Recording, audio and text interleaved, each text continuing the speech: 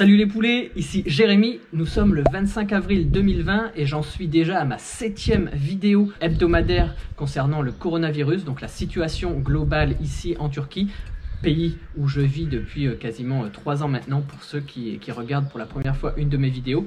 Et avant de commencer cette vidéo, voilà, nous sommes le 25 avril 2020 et hier, vendredi 24 avril, c'était le début du Ramadan. Donc je souhaite un bon Ramadan, un bon début de Ramadan à tous les musulmans qui célèbrent ce mois de jeûne.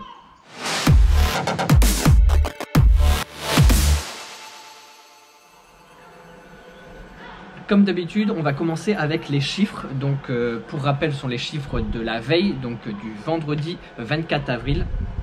Donc, au niveau de la Turquie, il y a 104 912 infectés contre 78 546 la semaine dernière.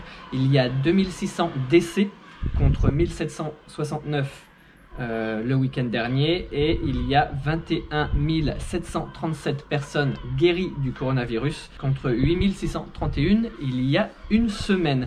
Au niveau du rang mondial, la Turquie est passée du 9e rang au 7e rang, donc en termes de nombre d'infectés.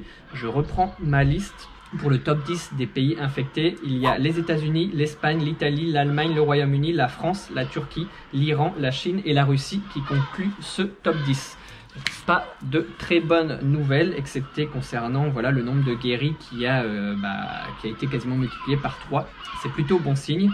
Concernant le confinement ici en Turquie, il n'est pas total, je ne vais pas me répéter. Voilà, ça concerne simplement les personnes qui ont moins de 20 ans et les personnes de plus de 65 ans qui ont un confinement total, qui ne peuvent pas sortir du tout de la journée. Si vous voulez vraiment toutes les informations, parce que j'ai déjà fait 6 vidéos avant celle-ci, donc n'hésitez pas à les regarder pour connaître vraiment toutes les informations, toutes les mesures concernant la situation ici en Turquie par rapport au coronavirus, parce que je ne me répète pas à chaque fois, mais en Turquie, depuis 2 semaines, chaque week-end fait l'objet d'un confinement total. Personne ne peut sortir sauf extrême urgence, et ça concerne vraiment toutes les personnes de tout âge, pas simplement les gens qui ont entre 20 ans et 65 ans, ça concerne tout le monde, excepté là cette semaine. Comme vous le savez, j'ai fait une vidéo là il y a 2 jours concernant la fête de la souveraineté nationale turque et la fête des enfants. Voilà, ici c'est le 23 avril, donc c'était jeudi, il y a 2 jours de cela. Et c'est un jour férié, un jour avec beaucoup d'animation. Je ne sais pas si vous avez regardé sur mes stories sur Instagram. Si vous ne me suivez pas sur Instagram, je vous invite à le faire. J'ai mon Instagram qui va s'afficher à l'écran. J'ai publié vraiment plein de choses cette journée-là. D'habitude, dans les rues, il y a plein de défilés, etc. Là, coronavirus oblige, il y avait rien, tout a été annulé, il n'y avait pas de cérémonie, etc. Mais il y avait quand même des camions qui passaient avec de la musique, il y avait des gens qui passaient avec des feux d'artifice, on va dire, voilà, des lanternes. Il y a eu l'hymne national turc qui a été chanté par tous les habitants sur leur balcon, à leurs fenêtres, à 21 h. Donc c'était vraiment top, c'était agréable, surtout en cette période un peu compliquée. Il y a eu des feux d'artifice aussi au soir, donc c'était vraiment top. Donc si vous voulez suivre le quotidien d'un Français qui vit en Turquie, n'hésitez pas à me suivre également sur Instagram. Pour revenir sur le sujet de la vidéo, ce jeudi c'était un jour férié, comme je vous l'ai dit, le jour de l'enfant. Et hier, c'était le début du Ramadan.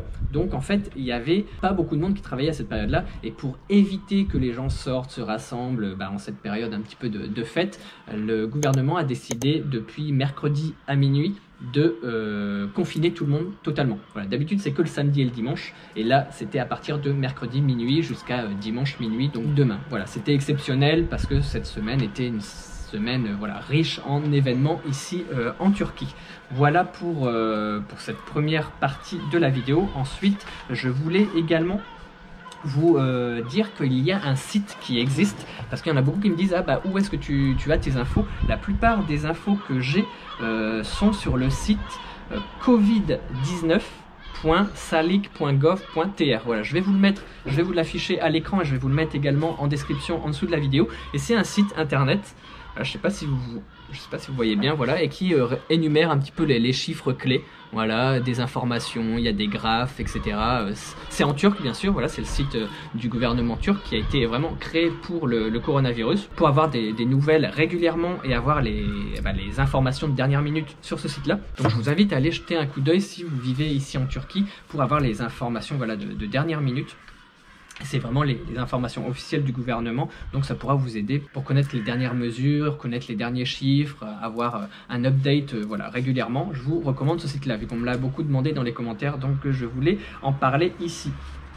Ensuite, voilà, pour les petites choses qui se sont passées en Turquie, les nouvelles que j'ai eues cette semaine, il faut savoir qu'à Izmir c'est une ville turque qui se situe sur la côte, au niveau de la côte ouest de la Turquie. Et ils ont commencé à mettre des distributeurs au niveau des stations de transport en commun. Ils ont mis des distributeurs de masques et de gel hydroalcoolique. Voilà, en fait, on a ici à Istanbul, on a une carte, voilà, la Istanbul carte, pour pouvoir bénéficier de tous les transports en commun, que ce soit le bateau, le métro, le tramway, le métrobus, voilà, enfin bref, tous les transports en commun peuvent être utilisés avec cette carte qu'on recharge avec de l'argent. À Izmir, ils ont leur Izmir carte, je suppose, et ils peuvent aussi bénéficier, donc toutes les semaines, de masques, donc les 5 masques qui sont offerts par le gouvernement chaque semaine, et une lotion hydroalcoolique. Donc voilà, il y a les masques, il y a des distributeurs. Je vais vous mettre une photo, j'ai vu ça sur internet, et donc c'est ces fameux distributeurs. Voilà, c'est complètement gratuit, il faut juste passer sa carte pour pouvoir bénéficier des masques. Ensuite, à Istanbul, j'ai également... Hop là, j'allais en faire tomber mon téléphone. Je disais, à Istanbul, j'ai également les horaires des transports en commun. Vu qu'on parlait de ça, je vais essayer de le retrouver. Ça y est, j'ai retrouvé la photo que je voulais. Donc c'est une photo qui récapitule tous les horaires des transports en commun ici à Istanbul, les week-ends où il y a le confinement total. Les horaires sont beaucoup plus limités qu'en semaine. Donc concernant les bus, le matin, ils fonctionnent de 7h à 10h et de 17h à 20h l'après-midi. Ensuite, pour ce qui est métrobus, c'est de 6h à 10h et de 16h à 20h. Donc voilà pour les bus et métrobus. Ensuite pour le métro, il faut savoir qu'ils sont ouverts entre 7h et 10h le matin et 17h et 20h le soir. Et qu'ils sont espacés de 30 minutes. Voilà, il y a un métro toutes les 30 minutes. Concernant les vieux tramways, il y en a 2 ici à Istanbul, un à Moda, donc à Kadıköy dans la partie Asie, et un autre au niveau de Taksim, Istiklal Caddesi, donc côté européen. Ces 2 anciens tramways ne fonctionnent plus du tout. Idem pour tout ce qui est funiculaire du côté européen. Donc ils ne fonctionnent pas du tout le week-end. Et concernant les vapors, les fameux bateaux qui traversent le Bosphore, les horaires c'est de 7h à 10h et de 17h à 20h. Voilà pour les chiffres clés concernant les horaires à Istanbul. On me l'a demandé également, on m'a dit bah voilà, est-ce que tu peux nous dire, on a vu que l'après-midi il n'y avait pas toujours des transports en commun pendant le confinement total qui a lieu ici chaque week-end depuis 2 semaines déjà, ça va faire la 3e semaine. Donc voilà, vous avez un petit peu plus d'informations pour ceux qui vivent à Istanbul. Ensuite, je voulais encore parler de la générosité des Turcs. J'en ai parlé dans les anciennes vidéos, donc je ne vais pas me répéter, mais voilà, la Turquie continue perpétuellement à aider les pays étrangers. Elle a déjà aidé plus de 30 pays à travers le monde, donc voilà, je voulais encore souligner cette aide internationale turque qui permet d'aider de nombreux pays en crise actuellement à cause de ce fameux virus. Et ensuite, pour les personnes qui me parlaient de tout ce qui était salaire, argent en Turquie, comment c'était géré, parce qu'en France, voilà, il y a le gouvernement qui paye une partie des salaires des gens, où les personnes sont en chômage partiel, ou voilà, il y a différentes mesures en France. Ici, en Turquie, il faut savoir que le gouvernement a décidé qu'on ne pouvait pas licencier des personnes pour cause de coronavirus. Voilà, donc ça a été décidé là il y a quelques jours, je pense qu'il y a une semaine, 10 jours.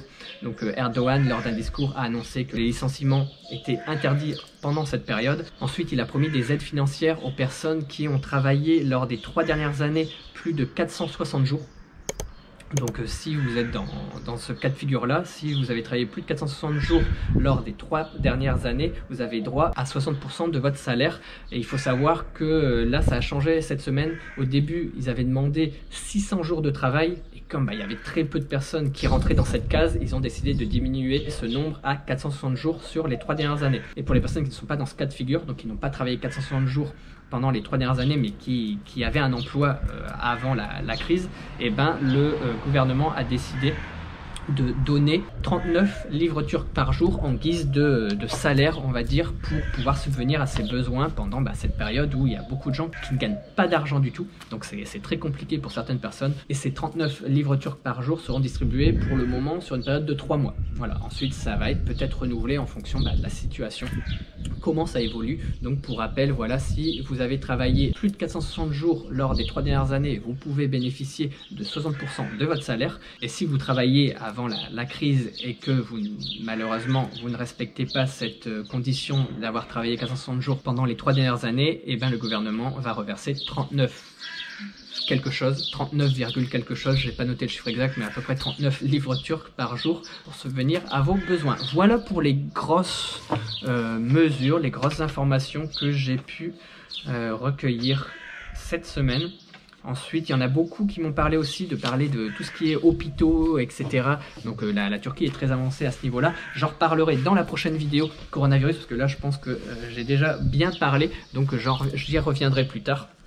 Mais il faut savoir que voilà, la Turquie possède des hôpitaux énormes un peu partout à travers le pays. Donc j'en parlerai un petit peu plus en détail dans la prochaine vidéo. En tout cas, je vous souhaite encore un bon ramadan à toutes les personnes qui ont commencé hier. J'espère que la vidéo vous a plu. N'hésitez pas à mettre un pouce bleu en l'air si c'est le cas. N'hésitez pas à vous abonner si ce n'est pas déjà fait. N'hésitez pas à me suivre sur Instagram. Voilà, comme je vous le disais, je publie des stories, des photos, des vidéos assez régulièrement sur mon compte. Donc comme ça, vous pouvez voir un petit peu la vie en Turquie pendant cette période de confinement.